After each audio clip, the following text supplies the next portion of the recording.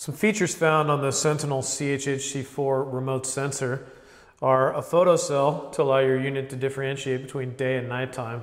Having the photocell on the remote sensor allows the main unit to be placed outside of the growing environment.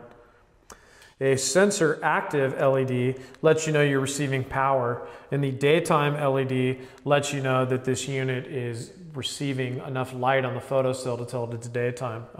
That way, if you have the unit hung somewhere in shading or shadowing, you can make sure that the unit is actually still able to tell the difference between day and night. The metallic shielding is actually not on there for aesthetic reasons. It's part of the grounding of the unit. So the metallic coating here actually will absorb electromagnetic noise and interference from ballast and other electronic noisy type items.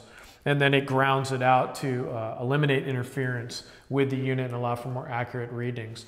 That being said, you still want to make sure to mount your remote probe, all the wires, and your CHHC unit about 8 feet away from digital ballast or banks of ballast, just to eliminate any possibilities of interference or problematics. One of the most asked about features on the CHHC-4 is the interlock buttons. The first interlock button is the humidity and temperature. The humidity and temperature interlock functions by allowing your cooling and humidity devices to work independently or coordinated with one another. A customer using exhaust fans to cool and dehumidify his room would set the interlock humidity button on to connect.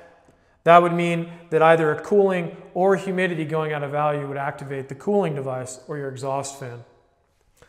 Customers using air conditioners and dehumidifiers in a sealed environment would operate the unit on the split condition.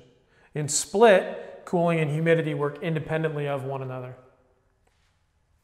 The second interlock feature is the CO2 temperature interlock. CO2 temperature allows the CO2 and temperature to run independently of one another or coordinated. A customer with a sealed room and an air conditioner would want to run the unit in a split condition.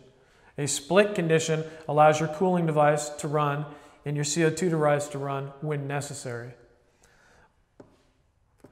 Moving the CO2 temperature interlock to connect, this allows your CO2 to run during a cooling cycle. So you're not adding heat to the room or blowing CO2 that you've paid for out with your exhaust fan. A third feature commonly asked about is the fuzzy logic mode.